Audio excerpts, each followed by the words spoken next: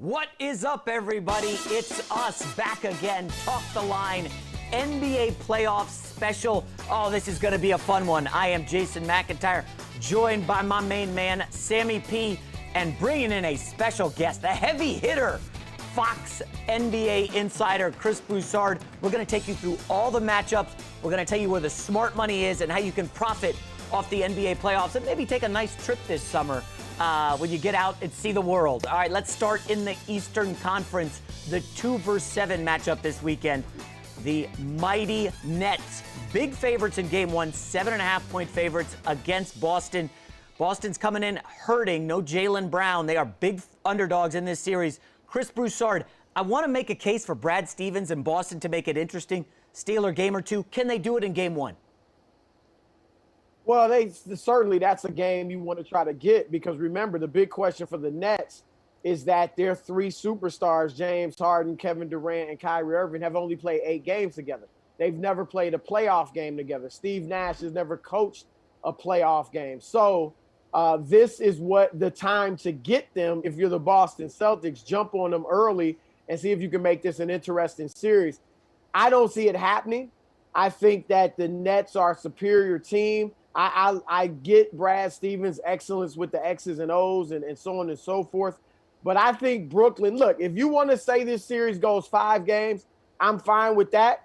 But I'm picking Brooklyn in 4. Sweep, baby. Not a gentleman's one, a real sweep.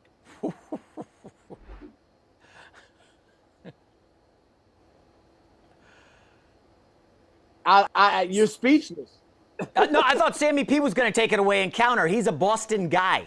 I was waiting for the redirect there, but it's okay. We could jump right in. Chris is totally right about the finding the Giants sleeping early in a series. We've done this as bettors collectively for a decade with LeBron, because LeBron can be beaten in game one, and LeBron doesn't like to cover in game one because LeBron doesn't give a damn about game one. There are a lot of moving parts with the Brooklyn Nets here, and I think the unfamiliarity, because they haven't played together a lot in the last 3 or 4 months, you can catch them early. But the problem, as you know, J-Mac, when you fade a team like Brooklyn, you can be up 4 and then all of a sudden you're down 12 because they have spurt ability, as my buddy Clark Kellogg says. You can't keep Brooklyn down for long. Look, could the Celtics cover? Absolutely. But I just watched Jason Tatum score 50 points. Everybody in Boston thought the Celtics were going to lose to the Wizards, and now everybody's getting a little optimistic. I would take the 7.5 with Boston game one, but I don't feel all that great about it because, as we know, they could lose by 20. Yeah, I think that's not a terrible play, Sam. I would actually look a little more exotic. First half of game one, maybe Boston comes out, the Brooklyn Nets are rested and Boston catches them napping for a half. I do think Chris is a little overboard here with the sweep. I mean, 4-0. Can we see the series odds on, if they were to win 4-0, I think, look at that, Chris, plus 250. Listen, that is a big, big move.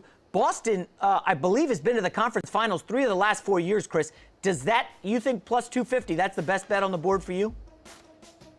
Yeah, like I said, logic might say go 5-4-1, as Sam said, and I said earlier, this is their first time playing together. Maybe you can catch them early. I wouldn't be shocked if Brooklyn came out and lost game one, but I would be shocked if this is an interesting series as far as, we're wondering midway through the series who's going to win. Remember, the Celtics are without Jaylen Brown, and that is huge. He was great this year for them. And can Kemba Walker, is he really back? Because he's played well the last few weeks, and he certainly was great in the play-in game with 29 points. But can he play at that level consistently? That is the question. And obviously, the Nets have firepower galore. And the thing is, right now, they are zeroed in. They are not taking the Celtics lightly.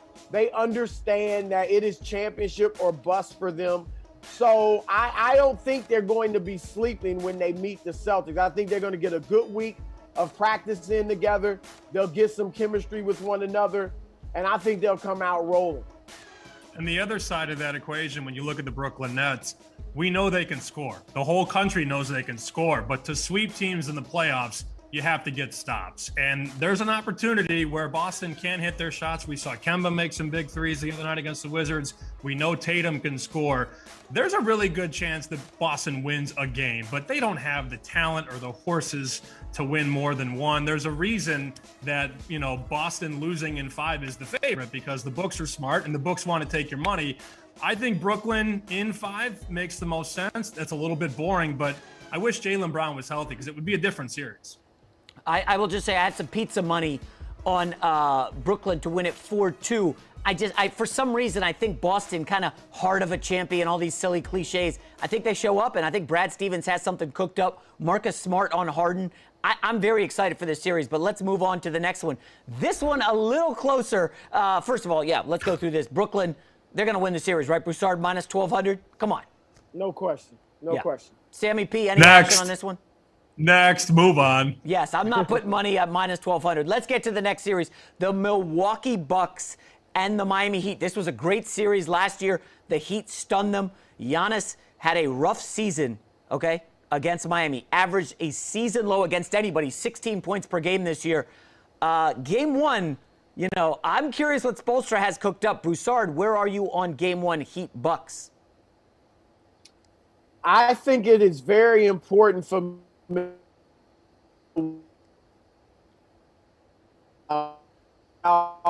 beat them in 5, and they have really done a great job against Giannis this season, even though in their 3 meetings, Jimmy Butler only played 1 time, and they held Giannis to 16 points a game. That was the lowest scoring average against any opponent for him this season. So if Miami comes out and takes Game 1, I think that thoughts of what happened last year will really creep into Milwaukee's head and could become a problem with them. So I am going with the Bucks to take Game 1. I think Drew Holiday makes a huge difference in this series. And I think, again, it's incumbent on the Bucks to take Game 1. When you look at the total, J-Mac, that seems a little high, 226.5. We've seen in the 4 games so far, only 1 has gone over the posted total. We know Miami is going to wall off Giannis. They did it very well. Obviously, he got hurt last year in the postseason, and that's why the Heat were able to advance. But they front Bam, and then they chase Giannis around, and they sort of try and turn him into a jump shooter and a passer. He's at his best when he has free reign to the rim, and he gets runs to the rim. Spo's going to take that away. So it's a good line. I don't like it one way or the other, -5 or +5.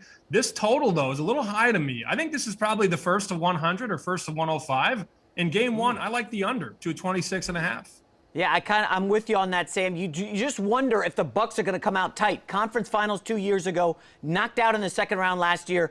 They get Drew Holiday. Broussard's talking him up. He's a 1-time All-Star, and he's been to the second round, I think, once or twice. Is he going to be – I know he's an upgrade from Bledsoe, but is he that much of a difference maker? I think the Miami Heat have the second and third best players on the court in Jimmy Butler and Bam Adebayo. I kind of like the Heat. Broussard, let's get to the series and the odds. A lot of people think this one could go 7. Milwaukee obviously going to be desperate here. Do you have a lean on how long the series goes and who wins it? Yes, I am very tempted to go with the Miami Heat. Very tempted. In fact, a few minutes ago, I was thinking Heat, but I'm going to go with Milwaukee. I'm going to trust in Giannis. I mean, for him to go out in the first round after those disappointing exits the last 2 years when he won MVP, this would be catastrophic for him. I mean, it's going to be bad enough when they go out in the next round. But for them to go out in the first round, that would be bad. I'm going to pick Milwaukee in 7. Milwaukee in 7, a great series. Jimmy Butler plays well, but the Miami's not shooting as well as they did last year. Now, will they pick it up? I think the bubble has something to do with that. We saw a lot of guys shoot well in the bubble who didn't follow that up this season. So I think under relatively normal circumstances versus the bubble, I think Milwaukee's going to get them in 7. I can't believe the Bucks in 5 is the betting favorite. That's a little disrespectful. That being said, the books know what they're doing. I think it's easy to look at these two teams. They're very similar. Their superstars play very similarly. It's easy to say this is going 7, but I don't know. Milwaukee in 5, Maybe I'm missing something here, but I think the motivation here and I think the education of learning how to win in the postseason is very important. Some guys have to learn how to win. They're not, their teams just aren't built the way that they're supposed to be. I think some guys, they get a little bit tight in some of these postseasons. But if Miami doesn't get a shot or two to fall early, they could get crushed. If they go down 2-0, it could end in 5. I think the numbers tell a story here. Plus 250, Bucks in 5. Why not? Yeah, that's weird. The market not really respecting the Heat. I don't know how you could do that given what Butler did last year and Eric Spoelstra, who I've doubted. LeBron leaves Miami. Well, what has Spoelstra done? He took on the finals last year. I think this is a huge coaching advantage. And if we look at the series prices next, I think, listen, I'm sorry. I like Miami to win the series, plus 250. I just believe Spoelstra is head and shoulders above Budenholzer, who has been pretty terrible. Again, Chris, this year they said, we're going to let you shoot all the threes you want. We're just going to defend the paint. That doesn't work in the playoffs. We saw Tyler Hero get hot, Duncan Robinson get hot, Kendrick none. I mean, this guy's going to be a factor. He started point guard for Miami. They need Dragic to be healthy, but I like Miami plus 250 going against conventional wisdom and Sam's wallet. Yeah, they switched a lot more on defense this year. They tried to play playoff-type defense during the regular season, so they lost more games because they were experimenting with different things they could do in the playoffs, not so much concerned about getting top seed. So I think that's going to bode well for them. Also, offensively, Giannis was in the mid-post a lot more this year. Okay, they're not just going to give him the ball, have him bring it up court, and expect him to be able to drive against that wall. They're moving him around, getting him moving in that mid-post area, getting him the ball there where it's easier for him to operate. So I think that they're going to finally solve the Miami Heat puzzle this year. I would agree with that, but I'm not going to lay 333 to win 100. I don't love that price one bit. The other thing to think about, these two teams, Miami and the Los Angeles Lakers, we'll touch on them in a little bit. Fatigue is undefeated, usually, in the NBA. And this was a very short turnaround. Miami exerted so much energy down the stretch last year, didn't have much rest, and now they face the team that they bounced earlier, in 2020. I think it's a bad matchup, and I think the numbers tell you Milwaukee's going to win, and they'll probably win the series pretty easily. All right, moving on to the 4-5 matchup. This is tasty, folks. Two teams who haven't been to the playoffs in forever. My New York Knicks, they are 1-point favorites against the Hawks. This is a really fascinating matchup of defense against offense. Tom Thibodeau and the Knicks, they're back because of defense. Meanwhile, the Atlanta Hawks, Trey Young, he's crushed the Knicks this year, averaging 24 and 12. They've got a top 10 offense. Chris Broussard, can the Hawks, who seem like they're maybe a year early, end this Knicks run? They certainly can. I mean, this is going to be a great series. There's no doubt about it. You mentioned defense on the Knicks part, and they were a top 2-3 defensive team in the league. But Atlanta under Nate McMillan, that's one of the reasons he's going to get some Coach of the Year votes. They played very good defense under him, and that's what turned them around. But I think, and look, both teams are relatively young. I mean, it's not like New York has playoff experience, but in Julius Randle, he's somewhat of a veteran. I am going with the Knicks in 7 in this series. I think it's going to be a really good series. Wouldn't be shocked if Atlanta won, but I just think they're new to this. And I feel like Thibodeau is going to be able to help New York get his first playoff series victory in ages. So New York in 7 in my book. Game number 1, I will take the 1, though, with the Atlanta Hawks here. I think it's easier for Atlanta to come in and make their shots. Now, this will be a tough series, and you will have to get stops, as Chris alluded to, and I think Thibodeau gives the Knicks an advantage on the defensive side of the ball. But until you're ready for Trey Young, it's not that easy to stop the guy, man. I mean, he could go for 30 night number 1. I think the +1 is enticing for me. I like the Hawks in game 1. We'll get into the series, obviously, in just a moment. But I think in game 1, the Hawks are a really good bet at +1. I made them a 2-point favorite, so I'll gladly take 1. Yeah, we should add, Sammy P., that the Knicks, I believe, had the best record against the spread this year in the league, 63%. Phoenix was second. But New York's been a covering juggernaut this year. All right, now for the series, Broussard said he likes the Knicks in 7. That's plus 400. I'm going to go the opposite again. I love to go against Chris. We've had a lot of fun going head-to-head in the NBA. I like the Hawks in 7. I trust offense over defense. I do wonder, Chris, this John Collins matchup with Julius Randle, will they put Capella on Randle? and I don't know where the Knicks go for offense after that. I just have a lot of questions about Elfrid Payton and Reggie Bullock. I think the Hawks have more options offensively, so I lean to Atlanta. This has been the year of offense, Chris, so give me the Hawks in 7. Well, typically, J-Mac, when you and I disagree, it's a landslide in my favor. So just keep that in mind better. But I agree. Atlanta's got more offense. There's no doubt about that. But the Knicks have some guys. I mean, I expect Julius Randle to play well. Reggie Bullock's had a great year. I know that sounds laughable, but he has. He's had a very nice year. He shot the ball well. And so has R.J. Barrett. Was my third most improved player in the league. He has played really well, defended the ball well, and he's played well on offense.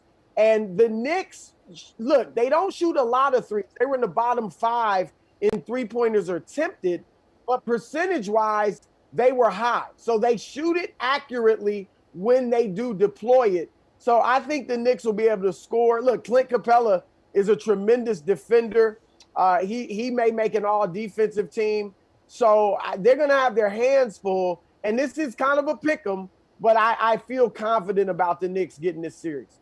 It's definitely a pick 'em. The numbers tell you that. And let me start by saying nobody's more excited than me to see Tom Thibodeau and hear Tom Thibodeau yelling "ice" from the sideline in the postseason. Like, that's when things are normal, when Tibbs is back in the playoffs.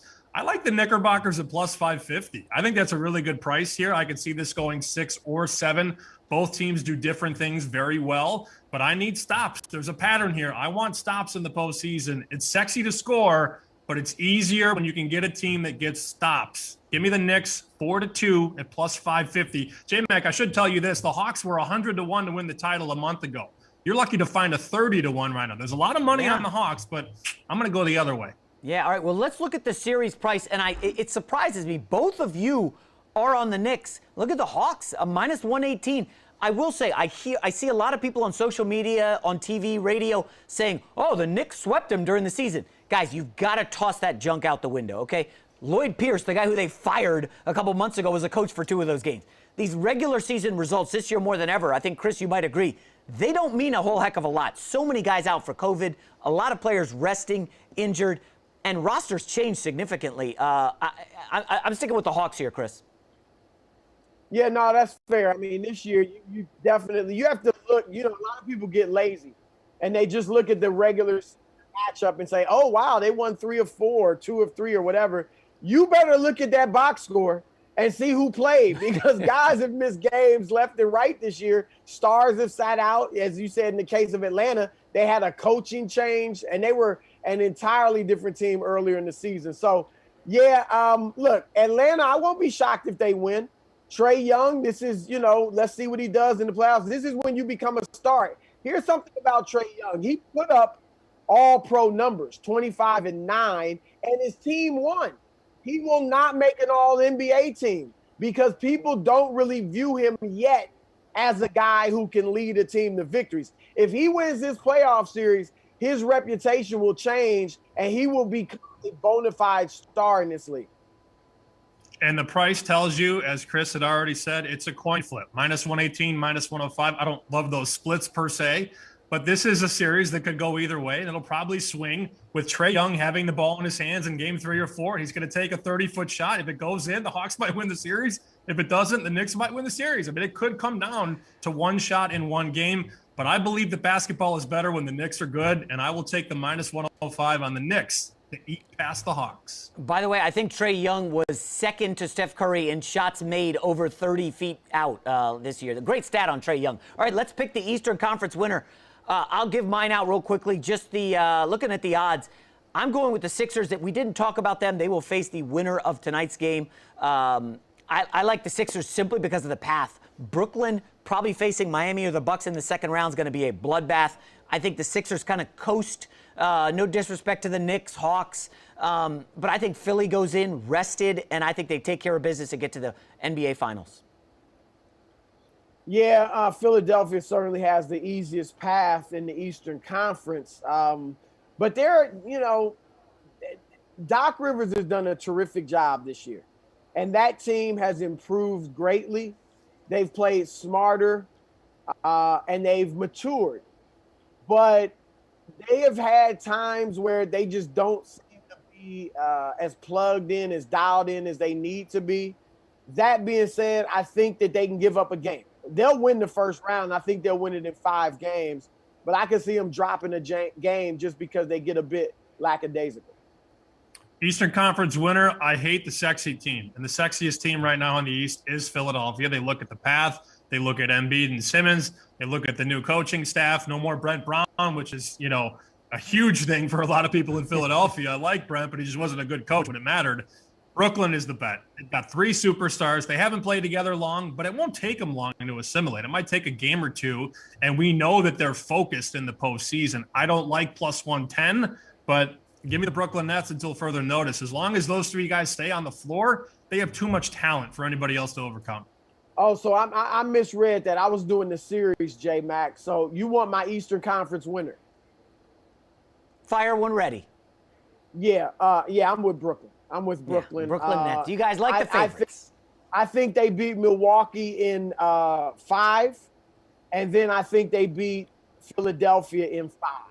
Ooh, I think Brooklyn, you love the Nets. All right, let's get to the Western Conference Finals. They'll be rolling. They'll be acclimated to one another. Philadelphia has a huge advantage with Embiid as far as size, but Embiid, even though he does post up more than anyone else in the league, he still spends the bulk of his time on the perimeter. Yeah. And that's not the way to go against Brooklyn. I think you want to bully them, but they won't. And so you're going to get into a shooting contest with them. You're going to try to rely on your defense, but they've got 3 super duper stars. And so they can get a good shot virtually every time down the court. And their role players, Landry Shamet, Harris, Jeff Green, Bruce Brown, they play well off of their stars. So I think that Brooklyn is the best team in the East, and they win it. So 2 Nets, 1 Sixers. Let's head to the West. And Lakers-Suns, 2 versus 7 matchup. This is spicy, folks. I know everybody watched LeBron versus Curry last night. Now the Lakers go to Phoenix. Again, the Suns' second-best ATS record in the league this year. Chris Paul's a covering machine. They are 3-point favorites in Game 1. If you look at that total, Sam referenced some other ones were 225. This is 213. My early lean in Game 1, I kind of like the Suns here. I don't like them in the series, but I will look at the Suns in Game 1. Chris Broussard, your thoughts?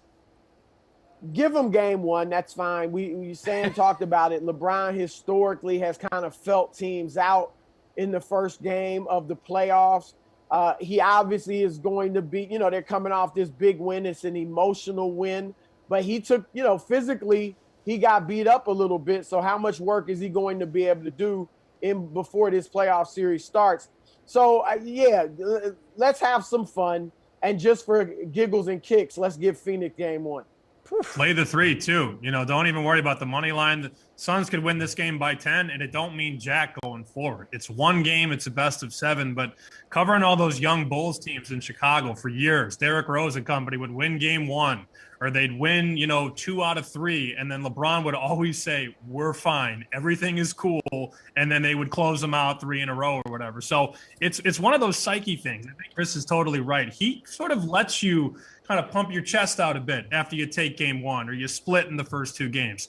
This is going to be a juiced up building too in Phoenix. And I think that plays into Game 1 as well. I do like the Suns minus the 3, but I'll tell you what, after the Suns win Game 1, I will come back and bet the farm on the Lakers to win the series. Yeah, let's get to those series prices. I think we're all in lockstep here that the Lakers are the side. The question is, do they just lose 1 game or 2? Yeah, I think this probably goes 6. That's my guess. As long as LeBron stays healthy. Dennis Schroeder looked awful against Golden State. I think they'll get the chemistry figured out. We'll see about Andre Drummond's knee. But I like the Lakers in 6. I will be betting them to win the series 4-2. Chris? Look, experience is huge in the playoffs, and Devin Booker is truly great. I had him on my NBA squad, second team. DeAndre Ayton's had a nice year. Several of other players have as well, but they're new to this, all right? And there are levels to this. I don't think they step into their first ever playoff series and challenge LeBron James, even though LeBron's not 100% physically. So what I say about this series is speak to the hand. Lakers in 5. I think this is the worst draw in the history of the NBA postseason. We're penalizing Phoenix for locking down the 2 seed. Oh, by the way, you get LeBron and Anthony Davis in the first round. Congratulations.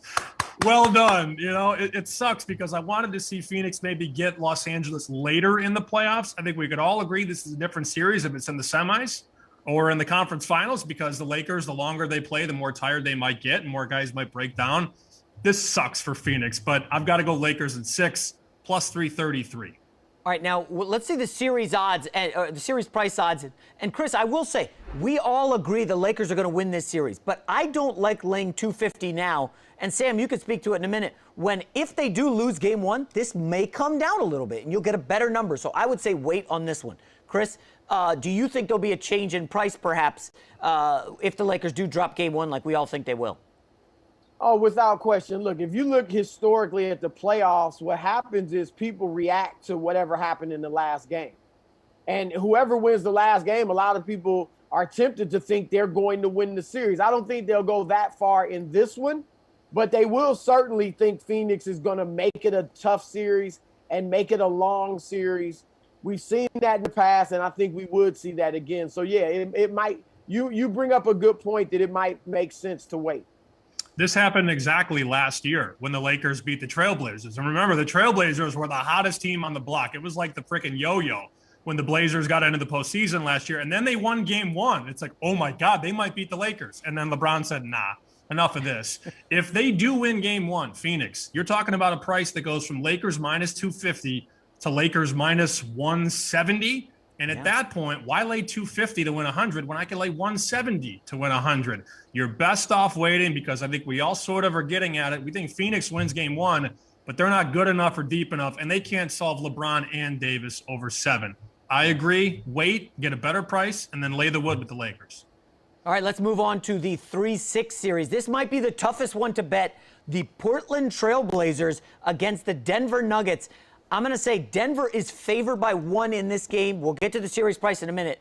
MVP Nikola Jokic against Damian Lillard and CJ McCollum. I like Portland here in game one. I like them in the series. The backcourt edge cannot be underestimated. CJ and Dame against Monty Morris and maybe Will Barton. I don't know what's going on in the Denver backcourt. We know guards rule in the postseason. Give me Portland, one of my favorite bets in game one of any playoff series. Yeah, this is going to be a great series. We saw it a few years ago when these teams battled one another. And Nikola Jokic is going to be the MVP, so he certainly doesn't want to go out in the first round. They're very well coached in Denver, and Michael Porter Jr. has played well, especially since Jamal Murray went down. No question there's a huge advantage in the backcourt for Portland. We know Dame Dollar loves the big light, so he's not going to shrink. So I think it's tempting to go with Portland in the first game, but it is in Denver, and there is a bit of an advantage up there in the Mile High area. So I'm going to go with the Denver Nuggets. Portland's Achilles heel, they don't defend. So I think Denver will be able to put up big points and win game one. Let's play off that. No defense. I think this series can be broken down in 3 words: pace, space, and tempo. Both teams are going to fly up and down the floor. There might not be much defense. And in Denver, the lungs go right away. And guys get gassed, and they stop rotating on defense, and points come in bunches. I love the total in game one. One of my favorite totals on the board, over 227. We could look up, and this could be 120 to 120 with 2 minutes to go. I like the over 227 in game one. All right, let's take a look at the series prices for this one. And I think everybody anticipates a long series here. I like Portland in 7 plus 500. That is extremely tasty. I feel like I get the best postseason player, Damian Lillard. He's been lights out in the playoffs throughout his career. And I don't really worry about Denver's home court advantage. I know, obviously, the altitude can be significant, but I just look at that Denver team, guys. The depth is lacking. Jokic didn't miss a game this entire season. I mean, I just wonder about their legs here. Remember, they had the long run, Sam, in the bubble going to the conference finals. I like Portland in 7. Yeah, I don't worry about Jokic's conditioning. He's in the best shape of his life. Again, he's had a terrific season. He's had one of the greatest seasons for an NBA center of all time. Remember, with his 31.3 PER, I know you like the analytics, J-Mac, so listen here. That's the 10th most ever, 10th highest ever for a single season. He joins only Wilt Chamberlain as centers who've had a PR of 31 or better. David Robinson was notable for having advanced numbers, and he never hit 31. The highest he got was 30. Kareem, Olajuwon, Bill Russell, none of them ever hit 31 on the PR like Jokic did this year. We know he can do it all. He can shoot the three. He's a great passer. He's a point center. He can rebound. I'm going with Jokic, the MVP, in 7. Ooh. Wow. I did not expect that one. Well, I think, Chris, we're going to have our first fight on this show. I'm going Portland in 5. Wow. I wish Murray was healthy. I wish they had ammo.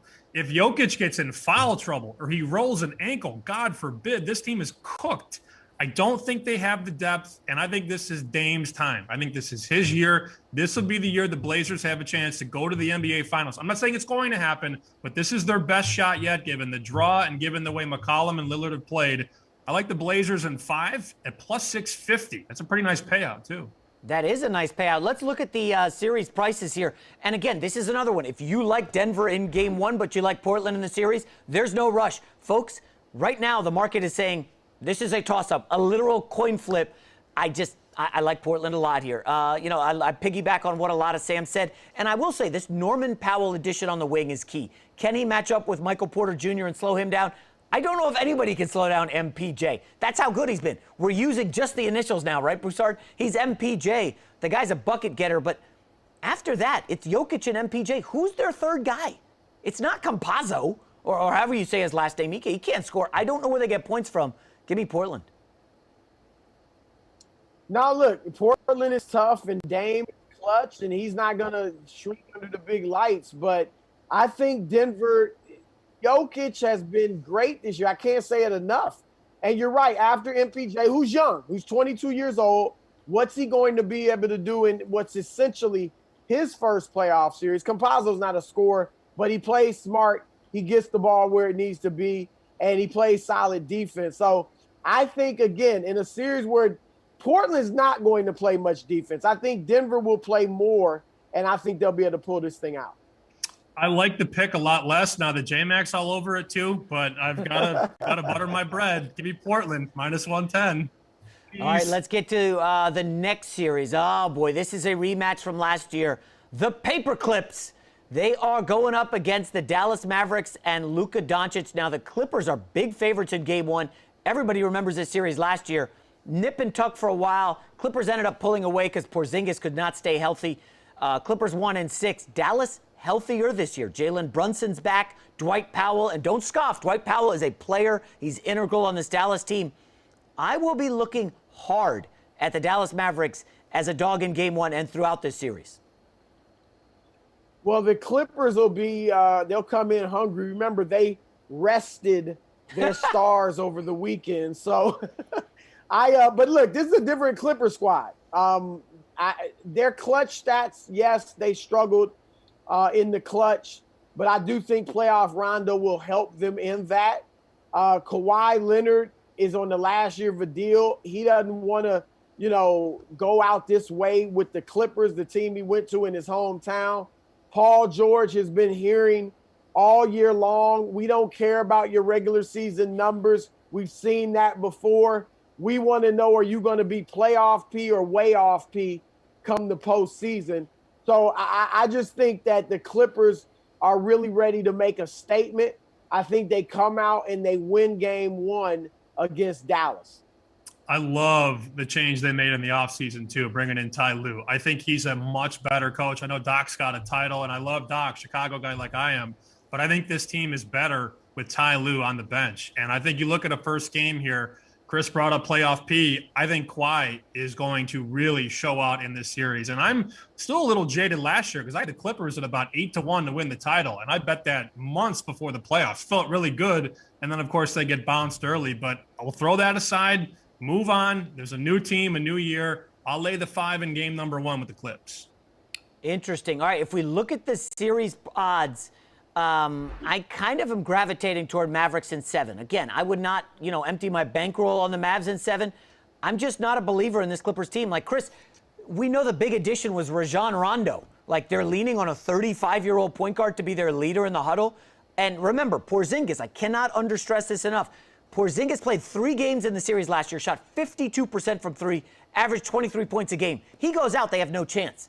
If he's healthy in this series and Luka has somebody to play off of, Chris, can this go 7? I like the Mavericks to win in 7. First of all, that's a big if. We know Porzingis' injury history. It's ridiculous. So you just can't count on that guy from game to game to be healthy. Secondly, the Clippers did not want to be in the bubble. I had heard that before going into the bubble, and I should have taken it to heart, but I still went with them like Sam did to win it all, and I was burned. But this year, their attitude has been adjusted. He mentioned Ty Lue. That's been a great addition. There's no doubt about it. Instead of being the hunted as they were last year, they're the hunter. They're much more comfortable in that position than being the team that everybody expects to win. And look, Rajon Rondo, 35 years old, he can be the leader in the huddle, and he can get it done. He is one of those rare players that when the stakes get the highest, that's when he's at his best. He will play better in the playoffs than he did in the regular season, but the guys that are going to carry them will be Kawhi and Paul George. And look, Serge Ibaka has come back as well. He's a guy with championship pedigree, won it with Kawhi in Toronto. They've got size. I'm going to say this, which I never thought I'd say. Boogie Cousins has played well for them. I'm not a huge Boogie fan, but since he's been with the Clippers, he has played some good basketball. They've got depth. They're hungry. I got the Clippers in 6. If you like the Mavericks, go bet it. But the numbers, look at the numbers on the screen. The numbers are saying the most likely outcomes are all Clipper wins. 4-1, 4-2, 4-3, 4-0. So the books don't believe in the Dallas Mavericks. They've got good players. Their supporting cast is okay. But I'm worried about a buzzsaw here. I think the Clippers could win this in 5. Now, that is the betting favorite, so the nerd in the glasses isn't really giving you too much to chew on. But plus 225, the Clips could win this in 5 very easily. Clippers and buzzsaw, not 2 words you normally hear together, but hey, maybe this is finally their year. All right, let's look at the series prices. It's pretty clear Sam is all over the Clippers here. And you know, you got to be kind of crazy to take Dallas to win the series. But again, if you enjoy rooting against arrogant players like Paul George, go for it. Dallas Mavericks are a great bet, a good way to spend some money. Chris Broussard, do you give Dallas any chance in this one? Well, look, Luka Doncic is one of the best players in the world. And we saw last year that the Clippers had no answer for him. And you mentioned Porzingis. If Porzingis can stay healthy, that certainly increases their chances. They do have great depth. Rick Carlisle's not only a championship coach, but a very good coach. That wasn't a fluke when he won that championship. He can come up with some schemes, but on both sides of the ball, that could give the Clippers problems. So, yeah, Dallas has a shot, but the Clippers are the better team, and they should emerge victorious. Dallas is getting knocked out. Let's stop being cute here. It's over. This is Mayweather-McGregor. Everybody loved to bet McGregor because you got a good payout. It was like, everybody bet, McGregor, and then McGregor got knocked out. And that's what's going to happen here. I can tell you too, J-Mac, one of the guys I know in Vegas who bets very much money or a lot of money and does it for a living, he laid $40,000 to win 10 on the Clippers. So he feels good. I agree with that. I don't like laying this juice here, but I feel like this price is still kind of cheap. I can make this $6 or $7. $40,000 to win 10 grand does not sound like a good use of a bankroll, but hey, this guy might be loaded, so who cares? All right, let's get to who's going to win the Western Conference. It sounds like we've probably got some disagreement here. The prices are moderately interesting. You have the number 1 seed, not the best odds. You have the number 2 seed, Phoenix, plus 650. A lot hinges on LeBron's injury. I don't like any of these. Can I say that? If you said, Jason, you have to bet one of them, fine. I would take the Lakers at plus 230, but I don't love that. Chris? Yeah, obviously, it all hinges on the Lakers' health. I don't think anyone is surprised if you pick the Lakers and you know AD and LeBron are going to be healthy, but that's a big question mark. Outside of that, though, look, Utah can't beat them. Phoenix can't beat them. Denver and Portland and Dallas cannot beat the Lakers. We know Golden State, with all that they did in the play-in game, they won't beat the Lakers in a 7-game series. The Clippers, I didn't like that they avoided the Lakers in the first round. I mean, they wouldn't have got them anyway, but that they rested their starters so they wouldn't have to see them in the first round. I don't know if the players believe that. but I just don't like the message that sends to your team. I think you need to be confident and ready to take on all comers. So I think that's a big mental advantage for the Lakers. So I'm going with the Lakers to win the West. I got the Lakers over the Clippers in a tough 7-game series, but the Lakers nonetheless to win the West. Talk about taking on all comers and not making any excuses and taking care of business. That's all the Utah Jazz have done this year. I know it's not the most popular pick in the world, and most people are going to take the Lakers or the Clippers, but that team has 6 players, Utah, that score in double figures. They share the sugar. I respect the hell out of their coaching staff. And I think between, Donovan Mitchell and Rudy Gobert, they can dominate both sides of the floor. I don't think LeBron's healthy, gentlemen. I don't. I think he's already starting to plant those excuses. And, he almost got murdered in the paint the other night and fell to the floor and the game paused for 5 minutes. I think we're seeing the groundwork being laid that LeBron ain't right. So it's time for somebody else. And Utah's done nothing wrong. All they've done is win this year. Give me the Jazz. I forgot my saxophone at home, but plus 300, Utah. Wow. Sam, Utah Karl Jazz. Malone and John Stockton ain't walking through that door. I was going to say, Sammy P. You definitely was like my first round pick of Golden State with the upset over Utah. Yeah, I was looking at that as well. Sammy P., I will say the last 9 years LeBron's been healthy, he's been to the finals. All right, let's get to who's going to win the NBA Finals. And again, this has been a wacky season with COVID, condensed season, 72 games, so many players injured. I suppose I would go Lakers plus 450, but I do not love that at all. I actually think if you're looking for value, the Philadelphia 76ers plus 800, I think there's some value on the Sixers, and I don't love Doc Rivers. Broussard, what are you liking here? J-Mac, say it with your chest. Put some bass in your voice. Who you got? I don't Who love you got? Doc Rivers. I don't like him. I'm going to show you how to make a pick. Brooklyn. Oh. Brooklyn. Yeah, let me take the favorites. Thump my chest. The Lakers, I'll admit, if they get to the finals, that means things are clicking. That means they're playing well. You would think that means LeBron and AD are close to 100%. And they have a huge size advantage. But we saw last night against Phoenix, they don't play big. Even when they go big with big men on the floor, they still play finesse basketball. And their best stuff last night was going with AD at the 5, which is effective for them, and spreading the floor and making it a finesse game.